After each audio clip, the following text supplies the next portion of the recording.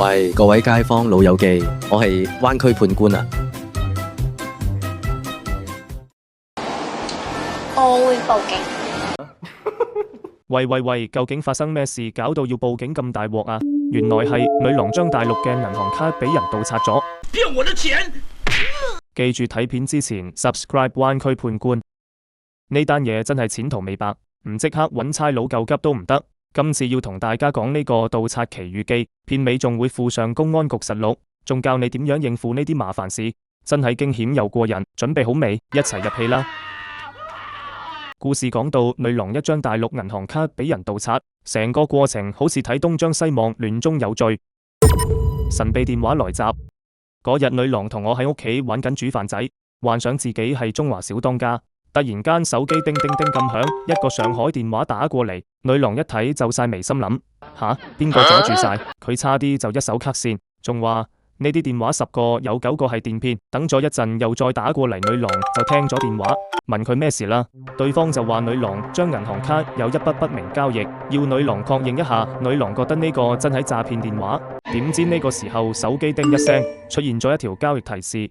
你嘅銀行卡消費咗 X 蚊，女郎即刻 O 咗嘴，吓，真係有交易，唔通唔係呃人？於是佢硬住頭皮，繼續同電話嗰頭嘅神秘人講落去。對方話佢張卡有不明交易，叫佢快啲確認。女郎心亂如麻，係真定假？佢越諗越驚，差啲連飯煲都踢飛埋。銀行熱線電話大作戰，女郎冷靜1秒，即刻拎起電話打去銀行，點知一入線就係無窮無盡嘅自動選單。按1查餘額，按2轉賬，按3揾真人。女郎一邊聽一邊鬧，手指都斷啦！救命啊！係咪要我練成9陰真經先揾到人？終於捱過咗呢場案件試煉，客服接通話佢張卡真係有古怪交易，已經凍結咗。女郎一聽凍結，救命！銀行大哥可唔可以快啲救我啊？客服淡定回應：小姐唔使驚，已經鎖咗張卡。女郎鬆咗口氣，但個心仲係一團亂麻。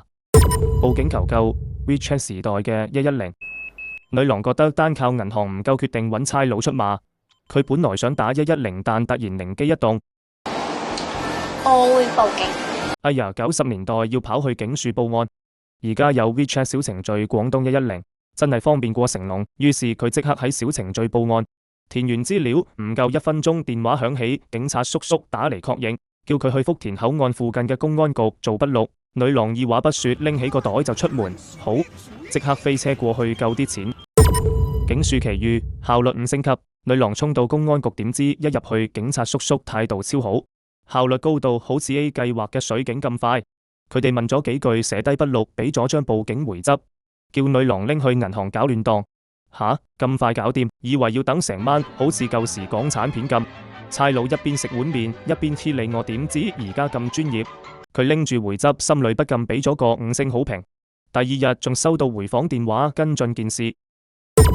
女郎嘅防賊小貼士，所以話老友記們，如果不幸撞到呢啲盜刷風波，唔好驚到好似我咁樣。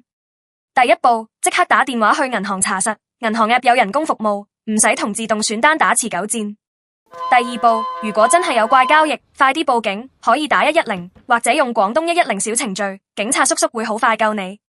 第三步，拎住報警回執去銀行搞亂檔，爭取救到啲血汗錢。最後，平時用銀行卡小心啲，唔好俾啲衰人有機可乘。判官講完呢個故事，希望大家學識點樣保護自己嘅前途。記住有咩事即刻行動，唔好等賊人賊到你去街頭買藝先後悔。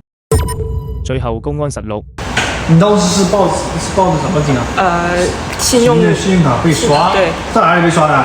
我就是當時在家，然後收到。你的盜刷地址在哪裡？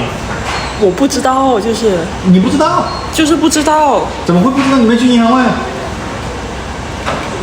他就是跟我說把卡凍結了。不，肯定有支付的地址啊，凍結了肯定查不到，是不是？我不清楚啊。你啥都不清楚啊？我就是不清楚，我才過來問的。我清楚。別人盜刷了都知道在哪裡盜刷的。因為當時聯繫他那個人員，他沒有提供這種詳細，他具體的指示就叫我們聯繫過誰？聯繫過他，對。誰聯繫過他？就當時有一個上海的電話給我打過來。應該是銀行的職員。上海？對。什麼人？他是应该是的，哦，你的卡是在那里办的，是不是？对，我的卡是，然后他就说我的卡被盗刷了，我当时以为是诈骗。那你有去银行核实这个事没有？我打电话，我当天晚上就打电话过你去去。建行核实这个事，去现场就去。现场好像没有，现场你现在就要去建行，因为什么？你要问清楚什么原因啊？因为这个钱，信用卡的话，名下是你的，但这个钱不是你的。懂什么？卡是你的，这个钱是银行的。只有你借用了才是你的份。那被别人盗刷了，那是银行的钱被盗刷了。懂我意思吗？那银行肯定是为了进行损失，说，哎，你这个肯定要把你的卡冻了。